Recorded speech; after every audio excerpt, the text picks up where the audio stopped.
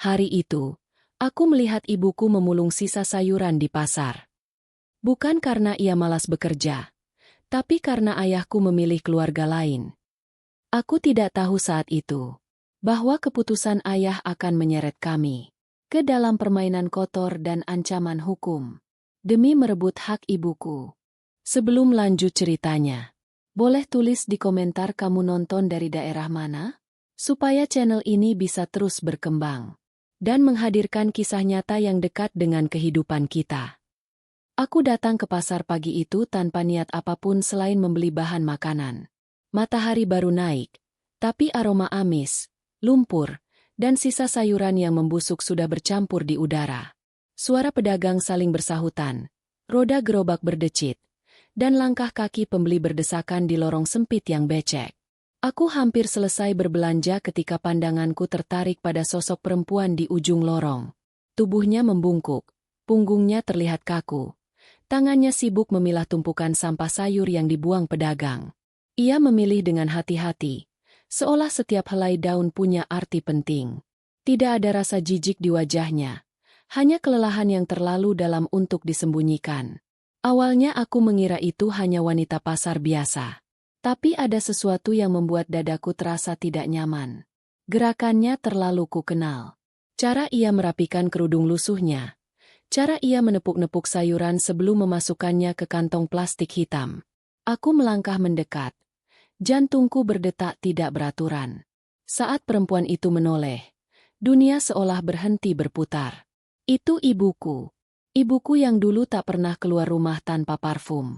Ibuku yang dulu selalu melarangku menyentuh sesuatu yang dianggap kotor. Kini berdiri di antara tumpukan sampah, dengan mata yang kosong dan wajah yang jauh lebih tua dari usianya. Kakiku gemetar.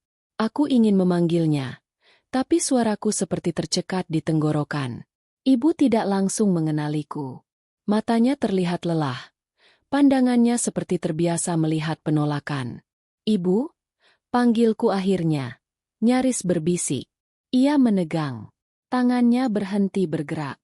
Perlahan, ia berdiri tegak. Saat wajah kami sejajar, aku melihat garis-garis kelelahan yang tak pernah ada sebelumnya. Kulitnya kusam, bibirnya pecah-pecah, dan sorot matanya tidak lagi menyimpan harapan. Untuk beberapa detik, kami hanya saling menatap. Tak ada pelukan. Tak ada senyum. Hanya rasa malu yang menggantung di udara. "Kamu, ngapain di sini?" katanya lirih, seolah takut ada orang lain yang mendengar. Aku ingin berteriak. Ingin bertanya 1000 hal sekaligus. Tapi yang keluar justru pertanyaan paling bodoh. "Ibu kenapa begini?" Ibuku menunduk. Tangannya mencengkeram kantong plastik sampai berkerut. "Masih bisa dimakan," katanya pelan. "Sayang kalau dibuang." Dadaku terasa seperti diremas. Aku tahu ibu sedang berbohong. Bukan tentang makanan itu, tapi tentang seluruh hidupnya. Kami duduk di pinggir pasar. Ibu menolak minuman yang kubeli. Katanya tidak perlu mengeluarkan uang. Setiap kalimat yang keluar dari mulutnya seperti pisau kecil yang menggores tanpa henti. "Ayahmu." Ia berhenti bicara, lalu menarik napas panjang. Dia sudah punya kehidupan sendiri. Kalimat itu terdengar sederhana, tapi maknanya menghancurkan. Aku memaksa ibu bercerita. Awalnya ia menolak, tapi akhirnya kata-kata itu keluar juga, seperti bendungan yang jebol. Ayah menikah lagi. Diam-diam. Perlahan mengambil segalanya. Mobil dijual tanpa sepengetahuan ibu. Rumah dipindahkan atas nama orang lain. Rekening kosong dalam satu malam. Ibu pikir kalau diam, semuanya akan membaik, ucapnya. Ibu salah. Aku menunduk, menahan air mata. Amarah dan rasa bersalah bercampur menjadi satu. Aku tidak pernah benar-benar melihat. Terlalu sibuk dengan hidupku sendiri. Percaya bahwa rumah tangga orang tuaku baik-baik saja. Sebelum berpisah, ibu menggenggam tanganku. Pegangannya lemah, tapi penuh keteguhan yang menyakitkan. "Jangan benci ayahmu," katanya. "Ibu hanya ingin kamu hidup tenang."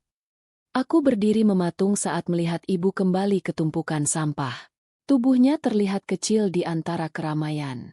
Dan saat itulah aku sadar, ini bukan sekadar kisah kemiskinan. Ini adalah cerita tentang seorang istri yang ditinggalkan perlahan, dirampas tanpa suara, dan dipaksa bertahan dalam diam. Dan aku bersumpah dalam hati, hari itu bukan akhir dari segalanya. Aku tidak langsung pulang setelah dari pasar. Tubuhku ada di jalan, tapi pikiranku tertinggal pada punggung ibu yang kembali membungkuk di antara sampah. Setiap langkah terasa berat, seolah ada beban tak kasat mata yang menekan dada. Selama ini aku selalu percaya bahwa rumah orang tuaku hanya sedang, tidak sehangat dulu. Aku tak pernah membayangkan kenyataannya sedingin ini. Malam itu aku memberanikan diri datang ke rumah ayah. Rumah itu masih berdiri megah. Pagar besinya mengilap. Lampu taman menyala terang. Dari luar, semuanya terlihat utuh. Tidak ada tanda kehancuran. Tidak ada jejak penderitaan. Dan justru disitulah letak ironi yang paling menyakitkan. Aku masuk tanpa disambut. Ruang tamu terasa asing. Beberapa perabot yang kukenal sudah hilang, diganti dengan furnitur baru yang dingin dan tidak memiliki kenangan. Aroma rumah juga berbeda. Bukan lagi bau masakan ibu, melainkan parfum mahal yang menusuk hidung. Ayah keluar dari kamar dengan wajah datar. Tidak ada keterkejutan melihatku. Seolah kehadiranku hanya gangguan kecil di tengah hidup barunya. "Kamu kesini kenapa?" tanyanya singkat. Aku menahan diri agar tidak langsung meledak. "Ayah tahu ibu sekarang hidup bagaimana?" Ayah menghela napas, duduk, lalu menyilangkan kaki dengan santai. "Ibumu itu terlalu drama. Dia bisa kerja. Banyak perempuan di luar sana hidup lebih susah." Kata-kata itu menghantamku lebih keras dari tamparan. Aku melihat ayah yang dulu kupuja, tapi yang berdiri di hadapanku kini hanya pria asing yang kehilangan empati. Aku menyebut pasar. Aku menyebut sampah. Aku menyebut ibu yang memulung sisa sayuran. Wajah ayah sedikit berubah, tapi hanya sesaat, lalu kembali dingin. "Itu pilihannya," jawabnya. "Aku sudah cukup memberi." Aku tertawa kecil, bukan karena lucu, tapi karena putus asa. Memberi apa? Yah? Mobil dijual, rumah dijaminkan. Uang ibu diambil semua. Ayah berdiri. Nada suaranya meninggi. "Itu harta keluarga. Aku kepala rumah tangga. Jangan ajari aku tanggung jawab." Di detik itu aku sadar. Ayah tidak merasa bersalah. Ia merasa berkuasa. Aku pergi dengan tangan gemetar. Di luar, udara malam terasa menusuk. Tapi dinginnya tidak sebanding dengan apa yang kurasakan di dalam dada. Beberapa hari setelah kejadian itu, aku mengajak ibu tinggal bersamaku. Ia menolak dengan halus. Katanya tidak ingin merepotkan. Katanya masih sanggup berdiri sendiri. Tapi aku tahu, itu bukan soal kemampuan. Itu soal harga diri. Aku mulai sering mengunjunginya. Setiap kali datang, kondisi ibu semakin mengkhawatirkan. Tubuhnya menyusut, wajahnya pucat, dan tidurnya selalu gelisah. Ia sering terbangun di tengah malam, duduk termenung, memandangi dinding kosong seolah ada sesuatu yang menghantuinya. Suatu malam, hujan turun deras. Atap kontrakan bocor. Ibu hanya diam, menaruh ember, lalu duduk di sudut ruangan dengan selimut tipis. Tidak ada keluhan, tidak ada tangisan. Kesunyian itu lebih menyakitkan daripada teriakan. Saat aku membantu merapikan barang-barangnya, aku menemukan map coklat tua di bawah kasur. Di dalamnya ada fotokopi surat-surat penting, sertifikat rumah, BPKB mobil, buku tabungan, semuanya sudah berpindah nama. Di sudut map, ada catatan tulisan tangan ibu. Kalau aku diam, mungkin dia akan kembali. Aku menutup map itu perlahan. Tanganku gemetar.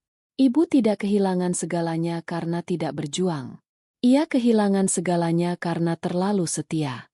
Di luar, hujan belum reda. Dan aku tahu, badai yang sebenarnya baru saja dimulai. Aku tidak lagi bertanya apakah ayah bersalah. Pertanyaan itu sudah tidak penting. Yang ingin ku tahu sekarang hanyalah satu hal. Siapa perempuan yang membuat segalanya runtuh tanpa suara? Jawabannya datang tanpa ku cari. Suatu sore, ponsel ibu berdering. Nomor tak dikenal. Ibu tidak mengangkat. Wajahnya berubah pucat. Seolah hanya melihat nama itu sudah cukup membuatnya gemetar. Panggilan berhenti. Lalu disusul pesan singkat. Tolong jangan hubungi suamiku lagi. Dia sudah punya keluarga sekarang. Aku membaca pesan itu dengan napas tertahan. Kata-katanya halus, tapi nadanya penuh kepemilikan. Seakan ibu hanyalah masa lalu yang seharusnya menghilang dengan sendirinya. Ibu duduk mematung. Ibu tidak pernah mengganggu, katanya pelan. Ibu hanya minta nafkah. Aku tidak bisa diam. Aku membalas pesan itu. Tanganku dingin, tapi pikiranku jernih. Ibu ini istri sah. Haknya belum selesai. Balasan datang cepat. Status tidak berarti apa-apa kalau tidak dicintai. Kalimat itu terasa seperti pisau yang sengaja diputar di luka lama. Beberapa hari kemudian, aku akhirnya melihatnya langsung. Perempuan itu lebih muda dari yang kubayangkan. Pakaiannya rapi, wajahnya tenang, senyumnya tipis dan penuh perhitungan. Ia membuka pintu rumah ayah dengan santai, seolah tempat itu memang miliknya sejak awal. Ayah berdiri di belakangnya. Tidak ada rasa canggung, tidak ada penjelasan. Tidak ada permintaan maaf. Kamu ngapain kesini? Tanya ayah dingin. Aku tidak menjawab. Mataku tertuju pada cincin di jari perempuan itu. Mengilap. Baru. Terlihat mahal. Ayah menikah tanpa memberitahu ibu, kataku. Lalu mengambil semua yang ibu punya. Perempuan itu tersenyum kecil. Kami menikah sah. Ayahmu butuh ketenangan, bukan drama. Kata drama itu diucapkannya dengan sangat ringan, seolah penderitaan ibu hanyalah gangguan kecil dalam kisah cintanya. Aku ingin membentak, tapi aku tahu, emosi hanya akan membuat mereka semakin merasa benar. Aku pulang membawa kemarahan yang ditelan paksa. Namun malam itu, ibu tiba-tiba demam tinggi. Tubuhnya menggigil, napasnya berat. Ia terus mengigau, menyebut nama ayah berkali-kali. Lalu terdiam lama seolah menahan tangis yang tidak lagi keluar. Dalam tidurnya, ibu menggenggam tanganku. Ibu tidak salah, kan? Tanyanya lirih. Aku menelan ludah. Tidak, Bu. Ibu hanya terlalu percaya. Beberapa hari setelah kejadian itu, aku menemukan sesuatu yang lebih menyakitkan dari pengkhianatan itu sendiri. Sebuah surat kuasa. Dokumen itu memberi wewenang penuh kepada ayah untuk mengurus, menjual, dan mengalihkan seluruh aset yang awalnya atas nama ibu. Tanggalnya baru 6 bulan lalu. Tanda tangannya milik ibu. Ibu tidak ingat kapan ia menandatanganinya. Katanya ayah bilang itu hanya formalitas. Katanya demi keamanan keluarga. Di saat itulah aku mengerti. Ini bukan keputusan spontan. Ini rencana yang matang. Perempuan itu bukan datang untuk merebut. Ia datang untuk mengosongkan. Aku menatap ibu yang tertidur kelelahan. Wajahnya terlihat damai, seolah tidak tahu bahwa hidupnya telah dirapikan menjadi kehancuran yang sah di mata hukum. Dan aku bersumpah dalam diam. Jika ini adalah perang tanpa suara, maka aku tidak akan tinggal diam lebih lama. Pagi itu udara terasa lebih berat dari biasanya. Ibu duduk di tepi ranjang, memandangi tangannya sendiri seolah baru menyadari bahwa sesuatu telah hilang dari sana. Matanya menatap kosong, tidak menangis, tidak berbicara. Diamnya lebih menakutkan daripada amarah. Aku membawa surat kuasa itu ke hadapannya. Kertasnya sudah sedikit menguning, tapi tinta tanda tangan masih terlihat jelas. Itu bukan salinan buram. Itu asli. Tidak terbantahkan. Ibu tanda tangan ini? Tanyaku hati-hati. Ibu mengangguk pelan. Waktu itu ayahmu bilang, kalau tidak ditandatangani, rekening bisa diblokir. Katanya untuk keamanan. Suara ibu bergetar, bukan karena takut, tapi karena baru menyadari kebodohan yang tidak disengaja. Ia menutup wajahnya dengan kedua tangan. Bahunya naik turun, namun tidak ada isak. Seolah air matanya sudah habis jauh sebelum hari itu. Aku merasakan kemarahan yang sulit dikendalikan. Bukan hanya kepada ayah, tapi juga pada sistem yang begitu mudah memberi celah pada orang yang berniat jahat. Tidak ada paksaan tertulis. Tidak ada bukti ancaman. Hanya kata-kata yang diucapkan oleh seseorang yang dipercaya seumur hidup. Aku menghubungi seorang kenalan yang bekerja di bidang hukum. Kami bertemu di sebuah kantor kecil yang dingin dan kaku. Setelah membaca dokumen itu dengan teliti, ia menatapku dengan ekspresi berat. Secara hukum, ini sah, katanya. Tidak ada indikasi penipuan yang bisa langsung dibuktikan. Kalimat itu membuat dadaku runtuh. Ayah memanfaatkan kepercayaan ibu, lanjutnya pelan. Dan hukum tidak selalu bisa menghukum niat. Aku pulang dengan perasaan kosong. Ibu menyambutku dengan senyum kecil yang dipaksakan. Ia tidak bertanya apa-apa, seolah sudah tahu jawabannya. Malam itu, aku terbangun karena suara pelan dari dapur. Ibu duduk sendirian, menatap secangkir teh yang sudah dingin. Matanya sembab. Napasnya tidak teratur. Ibu bodoh, katanya tanpa menatapku. Ibu percaya pada orang yang seharusnya melindungi. Aku ingin membantah. Tapi tidak ada kata yang cukup kuat untuk menyangkal rasa bersalah yang sudah terlanjur tumbuh di dalam dirinya.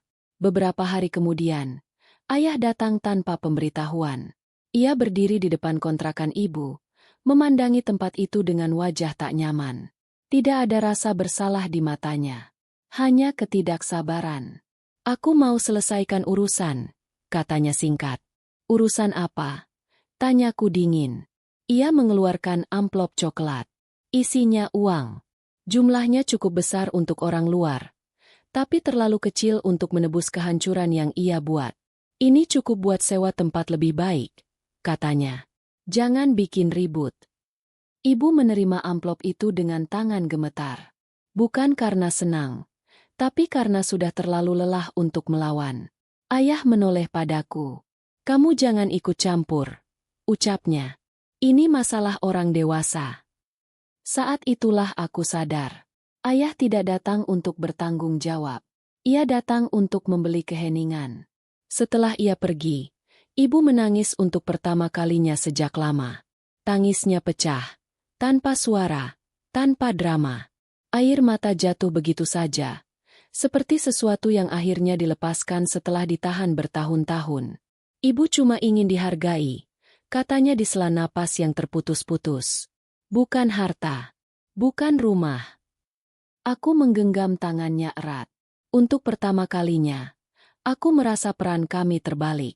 Aku yang harus berdiri, sementara ibu perlahan runtuh. Di malam yang sunyi itu, aku membuat keputusan sendiri. Jika hukum tidak bisa memberi keadilan, maka kebenaran harus diperjuangkan dengan cara lain. Dan aku tahu, langkah berikutnya akan jauh lebih berbahaya.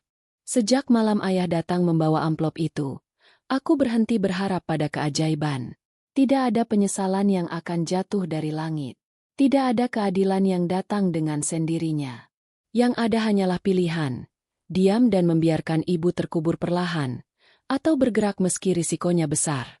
Aku memilih yang kedua. Aku mulai dari hal paling sederhana, mendengar.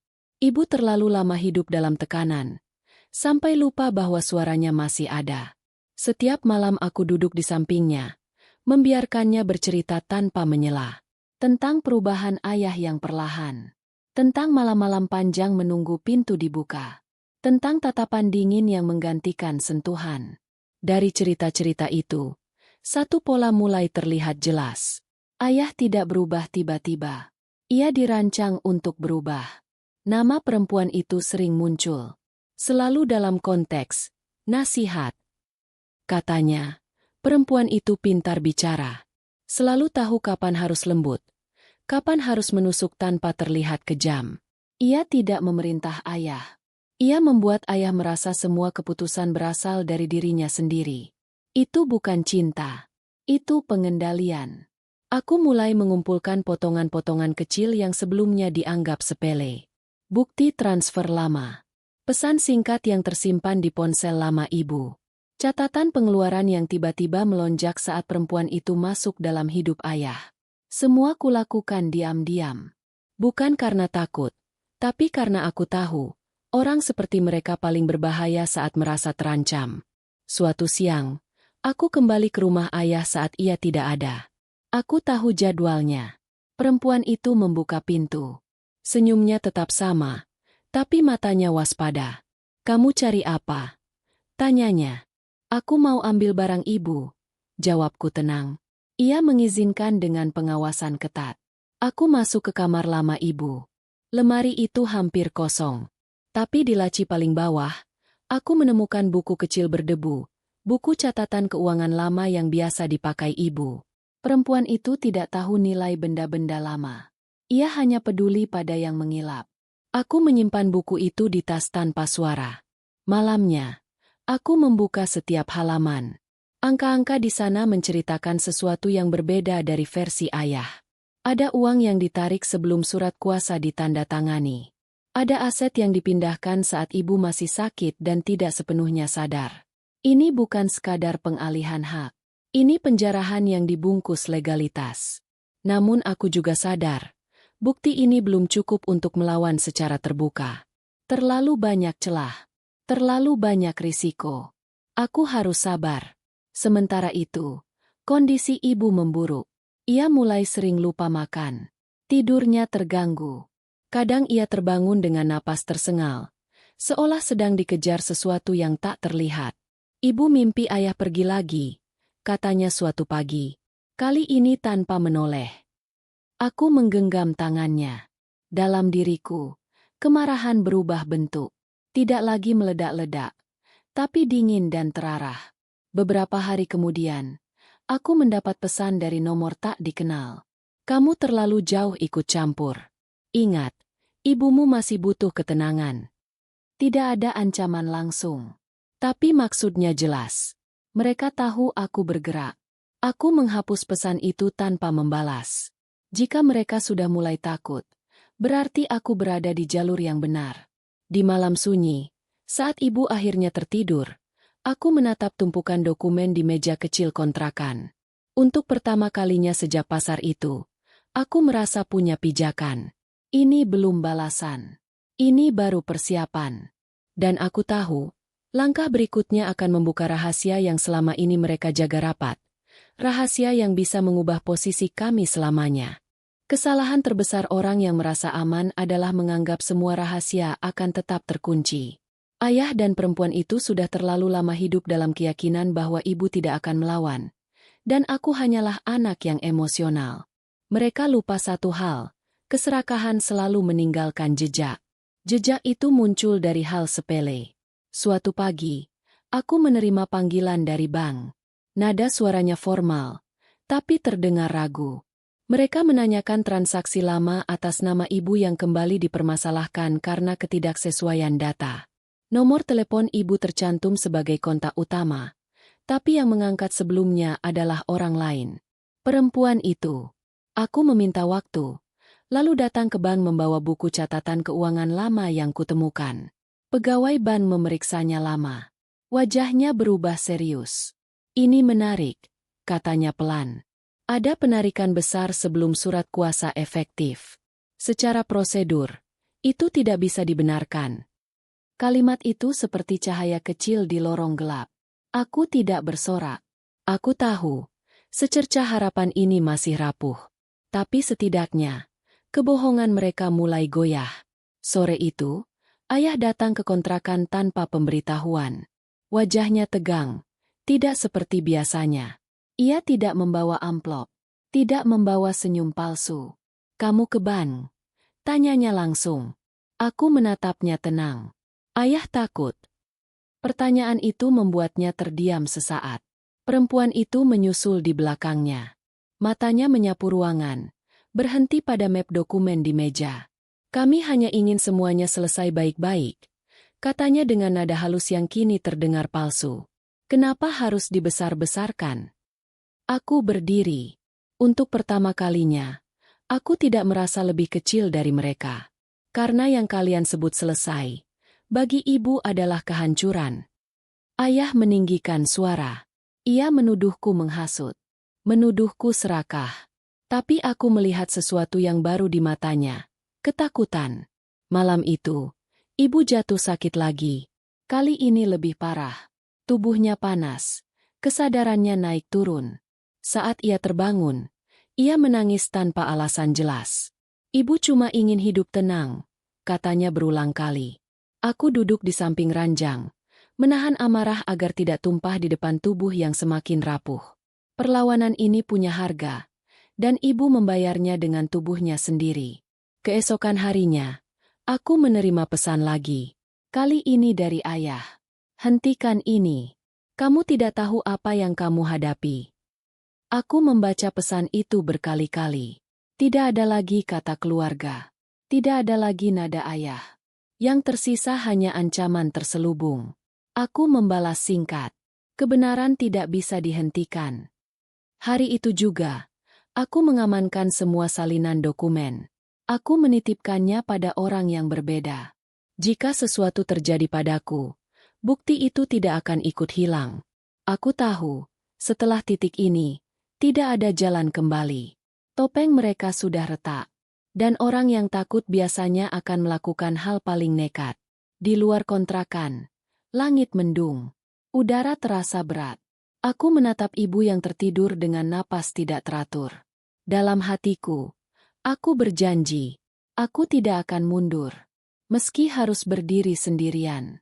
Karena kadang, satu kesalahan kecil cukup untuk menjatuhkan bangunan kebohongan yang dibangun bertahun-tahun. Tekanan itu tidak datang dalam bentuk pukulan atau teriakan. Ia hadir dengan cara yang jauh lebih rapi dan jauh lebih merusak. Sejak hari ayah mendatangi kontrakan dengan wajah tegang, hidup kami seperti dikelilingi bayangan tak kasat mata. Tidak ada konfrontasi langsung, tidak ada ancaman terbuka. Yang ada hanya perasaan diawasi, seolah setiap langkah kami sedang dihitung. Telepon ibu mulai berdering di jam-jam yang tidak wajar. Kadang tengah malam, kadang menjelang subuh. Saat diangkat, tidak ada suara. Hanya keheningan yang membuat dada terasa sesak. Jika dibiarkan, pesan masuk beberapa menit kemudian, singkat dan dingin. Hidup bisa lebih mudah kalau tidak keras kepala. Masih ada cara baik-baik, asal tahu batas. Tidak ada nama, tidak ada tanda tangan. Tapi kami tahu siapa pengirimnya. Ibu tidak langsung menunjukkannya kepadaku. Ia menyimpan ponselnya di bawah bantal, seolah takut pesan-pesan itu melompat keluar dan melukai siapapun yang melihat. Aku baru tahu ketika suatu malam ia muntah karena cemas. Tangannya gemetar tanpa sebab jelas. Tekanan itu semakin terasa saat perempuan itu mulai bergerak di luar jangkauan kami. Ia tidak datang menyerang langsung. Ia mendatangi orang-orang yang pernah mengenal ibu, tetangga lama, kerabat jauh, kenalan pasar. Dengan nada penuh kepedulian palsu, ia menanamkan cerita. Istrinya itu sebenarnya sakit-sakitan. Kadang emosinya tidak stabil. Kami hanya ingin menolong. Kata menolong itu terasa menjijikan. Perlahan, bisik-bisik berubah menjadi penilaian. Tatapan orang berubah. Senyum yang dulu hangat kini terasa ragu. Ibu mulai enggan keluar rumah. Ia merasa setiap pasang mata sedang menimbang-nimbang kewarasannya. Suatu sore, aku kembali ke rumah ayah untuk terakhir kalinya. Aku ingin memastikan satu hal, apakah ia masih melihat ibu sebagai manusia, atau hanya masalah yang harus disingkirkan. Ayah tahu mereka mengganggu ibu, tanyaku. Ayah menghela napas. Wajahnya lelah tapi bukan menyesal. Kalau ibumu tenang, semua ini tidak akan terjadi. Kalimat itu menjelaskan segalanya. Dalam pikirannya, ibu adalah penyebab, bukan korban. Aku pulang dengan tangan mengepal. Tekanan ini bukan untuk menakut-nakuti aku. Ini dirancang untuk mematahkan ibu. Kehancuran ibu tidak datang sekaligus. Ia merayap pelan, menyamar sebagai kelelahan biasa. Awalnya ibu hanya sering lupa. Menaruh sendok di tempat yang salah. Lupa apakah sudah makan atau belum. Ia menertawakan dirinya sendiri, tapi tawanya kosong, seperti dipaksakan. Lalu rasa bersalah mulai muncul. Untuk hal-hal kecil yang tidak pernah menjadi masalah sebelumnya. Maaf ya, ibu salah lagi. Maaf ibu lambat. Maaf ibu bikin kamu capek. Aku mencoba meyakinkannya, tapi kata-kataku semakin sering memantul tanpa benar-benar masuk. Ibu tidak hanya mendengar suara orang lain, ia mulai mempercayainya. Suatu malam, aku terbangun dan tidak menemukan ibu di ranjang. Aku menemukannya duduk di lantai dapur, memeluk lutut, menatap kosong ke arah pintu. Ibu cuma mikir, katanya pelan. Mungkin semua ini memang salah ibu. Kalimat itu menusuk lebih dalam daripada fitnah manapun. Ibu mulai menarik diri dari dunia. Ia menolak bertemu orang. Ia merasa keberadaannya hanya membawa masalah. Bahkan ketika aku mengajaknya bicara tentang masa depan, ia mengalihkan topik atau terdiam terlalu lama. Puncaknya terjadi saat ibu berkata sesuatu yang membuat napasku terhenti. Kalau ibu tidak ada, hidupmu pasti lebih tenang. Aku langsung membawanya ke dokter. Pemeriksaannya panjang, penuh pertanyaan yang membuat ibu menangis tanpa sadar. Diagnosisnya jelas, meski kata-katanya dibuat halus. Tekanan mental kronis, trauma pengkhianatan, depresi yang dipendam terlalu lama. Dokter berkata padaku secara pribadi, yang paling berbahaya adalah ketika seseorang berhenti merasa layak untuk diperjuangkan. Malam itu, aku duduk di samping ibu yang tertidur dengan obat penenang ringan. Wajahnya terlihat damai, tapi kedamaian itu rapuh, seperti kaca tipis yang bisa pecah kapan saja. Disitulah aku membuat keputusan paling tegas sepanjang hidupku. Ini bukan lagi tentang harta, bukan tentang pembuktian. Ini tentang menyelamatkan seseorang yang hampir kehilangan dirinya sendiri karena kejahatan yang dilakukan tanpa satu pun luka fisik. Dan aku tahu, setelah titik ini, aku tidak punya pilihan selain membuka semuanya ke permukaan. Apapun risikonya, aku berhenti bergerak sembarangan. Setiap langkah harus tepat, karena satu kesalahan kecil bisa membuat semua runtuh. Bukan hanya rencana, tapi juga kondisi ibu yang sudah terlalu rapuh. Langkah pertama adalah mengamankan satu saksi yang tidak pernah mereka perhitungkan. Seorang pegawai bank lama yang dulu sering membantu ibu mengurus administrasi. Ia sudah pensiun, hidup tenang, dan tidak punya kepentingan apapun. Awalnya ia ragu berbicara. Namun ketika aku menunjukkan buku catatan keuangan ibu dan salinan mutasi lama, ekspresinya berubah. Itu tidak wajar, katanya pelan. Penarikan sebesar ini biasanya harus disertai persetujuan langsung. Apalagi kondisi ibumu saat itu sedang sakit. Ia bersedia membuat pernyataan tertulis. Tidak sebagai tuduhan, tapi sebagai catatan prosedural. Kalimat-kalimatnya netral, tapi isinya mematikan. Langkah kedua datang dari tempat yang tidak kuduga. Seorang kerabat jauh ayah menghubungiku diam-diam. Kami bertemu di tempat umum. Wajahnya cemas, seolah takut terlihat berbicara denganku. Ayahmu tidak sendirian mengambil keputusan, katanya. Perempuan itu yang menyusun semuanya. Bahkan notarisnya dia yang pilih. Ia menyerahkan foto salinan pesan lama. Isinya singkat, tapi jelas.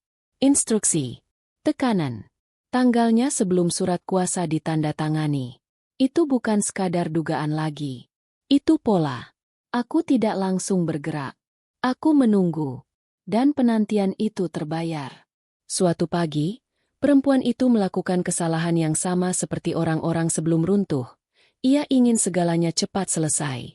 Ia mengajukan pengalihan aset terakhir yang ternyata masih menyisakan jejak administratif. Nama ibu masih tercantum. Dokumen itu tertahan. Aku menerima kabar dari kenalan di kantor pertanahan. Nada suaranya berubah saat memeriksa berkas. Ada kejanggalan. Ini bisa bermasalah kalau dilanjutkan. Aku menyusun semuanya di meja kecil kontrakan. Pernyataan saksi, catatan keuangan, pesan tertulis, dan dokumen yang tertahan. Tidak satu pun berdiri sendiri. Tapi jika disatukan, ceritanya utuh. Ini bukan pertarungan keras. Ini pengungkapan. Aku mengirim satu pesan ke ayah. Hanya satu kalimat. Aku sudah punya cukup. Balasannya datang cepat. Terlalu cepat. Kita bisa bicara. Itu bukan ajakan. Itu kepanikan. Namun sebelum pertemuan terjadi, Ibu mendengar percakapan telepon yang tidak sengaja tersambung. Suara perempuan itu terdengar jelas. Dingin. Tergesa. Kalau dokumen itu terbuka, kita bisa kena masalah besar. Ibu menutup telepon dengan tangan gemetar. Untuk pertama kalinya sejak lama, ada sesuatu yang berubah di matanya. Bukan takut. Bukan sedih. Kesadaran. Ia menatapku dan berkata dengan suara pelan tapi utuh. Jadi, selama ini ibu tidak gila. Aku menggeleng. Tidak, Bu. Ibu hanya dibungkam. Di malam itu, aku menyadari satu hal penting. Kebenaran tidak selalu datang dengan suara keras. Kadang ia hanya menunggu cukup bukti, agar tidak bisa dipatahkan lagi. Dan aku tahu, setelah ini, mereka tidak akan tinggal diam. Pertemuan itu terjadi di tempat yang sengaja kupilih netral. Bukan rumah ayah, bukan kontrakan ibu. Sebuah ruang kecil di kantor konsultan hukum yang tenang, dindingnya putih, udaranya dingin, dan tidak memberi ruang bagi emosi untuk bersembunyi. Ayah datang lebih dulu. Wajahnya tegang, rahangnya mengeras. Ia tidak lagi terlihat seperti orang yang mengendalikan situasi. Beberapa menit kemudian, perempuan itu menyusul. Langkahnya tetap anggun, tapi matanya bergerak gelisah, mengamati setiap sudut ruangan. Ibu duduk di sampingku. Tangannya gemetar, tapi punggungnya tegak. Ini pertama kalinya ia berada di ruangan yang sama dengan mereka setelah semua yang terjadi. Tidak ada basa-basi. Aku meletakkan map tebal di meja. Ini semua yang kami miliki, kataku pelan. Ayah membuka halaman pertama, lalu kedua. Wajahnya berubah sedikit demi sedikit. Bukan kaget, melainkan sadar bahwa permainan telah bergeser. Perempuan itu mencoba tersenyum. Dokumen bisa ditafsirkan macam-macam, katanya ringan. Tidak perlu dibesar-besarkan. Aku menatapnya tanpa emosi. Betul, tapi pola tidak bisa dipalsukan. Aku menunjuk tanggal, jumlah, dan catatan saksi. Setiap kalimat disampaikan tanpa nada tinggi. Justru ketenangan itulah yang membuat ruangan terasa menekan. Ayah akhirnya bicara. Kamu mau apa? Tanyanya. Pertanyaan itu bukan lagi perintah. Itu pengakuan kehilangan kendali. Ibu mengangkat wajahnya. Suaranya pelan, tapi jelas. Aku mau hakku dikembalikan. Dan aku mau kamu berhenti menggangguku. Perempuan itu tersentak. Kamu tidak bisa seenaknya. Kamu bukan bagian dari pembicaraan ini, potong ibu. Untuk pertama kalinya, ia tidak menunduk.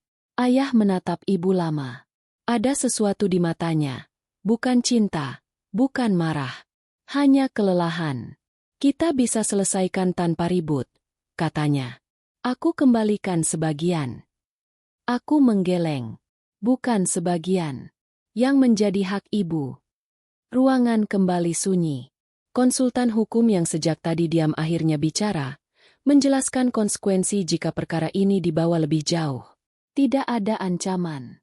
Hanya fakta. Perempuan itu mulai gelisah. Topeng tenangnya retak. Kamu menghancurkan hidup orang lain, katanya padaku. Aku menjawab tenang. Kami hanya berhenti membiarkan hidup kami dihancurkan. Ayah menunduk. Lama. Lalu ia menghela napas berat. Kita bicarakan jadwal pengembalian, ucapnya lirih. Itu bukan kemenangan penuh. Tapi itu titik balik. Saat kami keluar dari ruangan, ibu berhenti sejenak. Ia menatap pintu tertutup di belakangnya. Lalu menoleh padaku. Ibu takut, katanya jujur. Tapi ibu tidak merasa kecil lagi. Aku menggenggam tangannya. Untuk pertama kalinya, aku merasa kami berdiri sejajar dengan masa lalu, bukan lagi tertindih olehnya. Namun aku tahu, cerita belum selesai. Orang yang kehilangan kendali jarang menyerah tanpa mencoba satu langkah terakhir. Dan langkah itu akan menentukan bagaimana semuanya berakhir. Aku tahu pertemuan itu tidak akan menjadi akhir yang rapi. Orang yang terbiasa mengendalikan tidak pernah benar-benar menerima kehilangan. Mereka hanya mundur untuk mencari sudut lain yang lebih gelap. Tanda pertama muncul 2 hari setelah pertemuan. Nomor asing kembali menelepon. Kali ini tidak diam. Suaranya perempuan itu, tenang, dingin, dan tidak lagi berpura-pura ramah. "Kamu sudah cukup," katanya singkat. "Kalau kamu teruskan, ibumu yang akan kena dampaknya." Aku menutup telepon tanpa menjawab. Tanganku dingin, tapi pikiranku jernih. Ancaman itu bukan gertakan. Itu peringatan. Sejak hari itu, tekanan berubah bentuk. Jadwal pengembalian aset yang dijanjikan ayah terus diundur dengan alasan administratif. Dokumen hilang. Notaris sedang keluar kota. Semua alasan terdengar sah, tapi niatnya jelas. Mengulur waktu sampai kami lelah. Lebih parah lagi, ibu mulai dipanggil untuk pemeriksaan yang tidak perlu. Ada laporan anonim yang menyebutkan ia tidak stabil secara mental dan tidak layak mengelola aset sendiri. Bahasanya rapi, terdengar peduli, tapi tujuannya kejam, mencabut suara ibu secara hukum. Ibu gemetar saat membaca surat panggilan itu. "Mereka mau bikin ibu kelihatan gila," katanya pelan. Aku marah. Bukan amarah yang meledak, tapi jenis kemarahan yang membuat napas menjadi pendek dan keputusan harus diambil cepat. Jika langkah ini berhasil, semua bukti akan kehilangan makna. Kami menemui dokter yang selama ini merawat ibu. Ia membaca laporan medis lama dan baru, lalu menggeleng pelan. "Ini tekanan psikologis, bukan ketidakmampuan," katanya tegas. Ia bersedia membuat pernyataan resmi.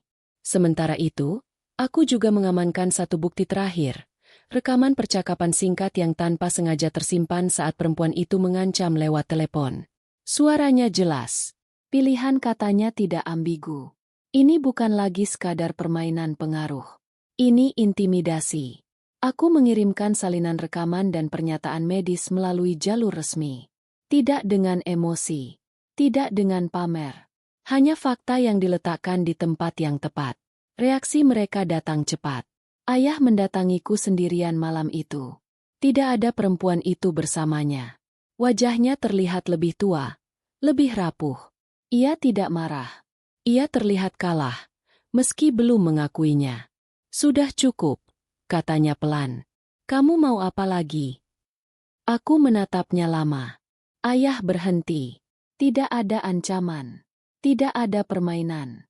Hak ibu dikembalikan sesuai janji. Ayah terdiam. Untuk pertama kalinya, ia tidak punya celah untuk menyalahkan siapapun. Tidak ibu. Tidak aku. Ia pergi tanpa berkata apa-apa lagi. Malam itu aku duduk di samping ibu yang tertidur gelisah. Aku tahu, inilah titik paling berbahaya. Saat mereka sadar tidak bisa menang dengan cara halus, tapi belum siap menerima kekalahan. Dan aku juga tahu, jika kami bisa melewati ini, akhir cerita tidak akan manis, tapi akan jujur. Karena keadilan sejati jarang datang dengan pelukan. Ia datang dengan kelelahan panjang dan keberanian untuk tidak mundur. Di langkah terakhir, tidak ada kemenangan yang dirayakan. Tidak ada tangisan bahagia. Akhir dari semuanya datang dengan sunyi, seperti pagi setelah badai besar. Ketika udara terasa bersih tapi bekas kerusakan masih jelas terlihat. Hak ibu akhirnya dikembalikan. Tidak semuanya, tidak sempurna, dan tidak cepat. Prosesnya memakan waktu berbulan-bulan. Setiap tanda tangan disertai tatapan lelah. Setiap pertemuan diwarnai kesunyian yang canggung. Ayah tidak pernah meminta maaf secara utuh. Ia hanya menjalankan kewajiban yang tidak lagi bisa dihindari. Perempuan itu menghilang dari kehidupan kami tanpa penjelasan. Tidak ada permintaan maaf. Tidak ada pengakuan. Seolah ia tidak pernah ada. Dan mungkin, itulah bentuk tanggung jawab yang paling sering dipilih orang-orang seperti dirinya. Menghilang tanpa meninggalkan jejak. Ibu pindah ke tempat yang lebih layak. Bukan rumah besar seperti dulu, tapi cukup untuk bernapas. Setiap pagi ia membuka jendela, membiarkan cahaya masuk perlahan. Ia masih sering terdiam, masih mudah terkejut oleh suara mendadak. Luka tidak langsung sembuh hanya karena kebenaran terungkap. Namun ada satu hal yang berubah. Ibu tidak lagi menyalahkan dirinya sendiri. Ia mulai berbicara lebih banyak. Tentang hal-hal kecil. Tentang rasa marah yang dulu ia kubur dalam-dalam. tentang penyesalan yang tidak lagi ingin ia rawat. Sesekali, ia masih menangis. Tapi tangisnya kini jujur, tidak lagi sembunyi-sembunyi. Tentang ayah, kami tidak lagi membicarakannya. Bukan karena benci, tapi karena tidak semua yang menyakitkan perlu terus dihidupkan. Beberapa hubungan berakhir bukan dengan pertengkaran, melainkan dengan jarak yang tak bisa dijembatani kembali. Suatu sore, aku dan ibu duduk di teras kecil rumah barunya. Matahari hampir tenggelam. Udara hangat, tenang. Ibu memandang langit lama, lalu berkata dengan suara yang pelan tapi utuh, "Terima kasih, karena tidak membiarkan ibu menghilang." Aku menunduk, menahan emosi yang akhirnya menemukan tempatnya. Aku tidak menyelamatkan ibu sendirian. Ibu juga menyelamatkan dirinya sendiri, saat ia memilih untuk tidak menyerah sepenuhnya. Cerita ini tidak berakhir dengan keadilan sempurna. Tidak semua yang bersalah menerima hukuman setimpal. Tidak semua luka mendapatkan penutup rapi. Tapi ada satu hal yang kami dapatkan kembali. Harga diri. Dan kadang, itu sudah cukup untuk memulai hidup yang baru. Bukan sebagai orang yang menang, melainkan sebagai orang yang tidak lagi membiarkan dirinya dihancurkan dalam diam.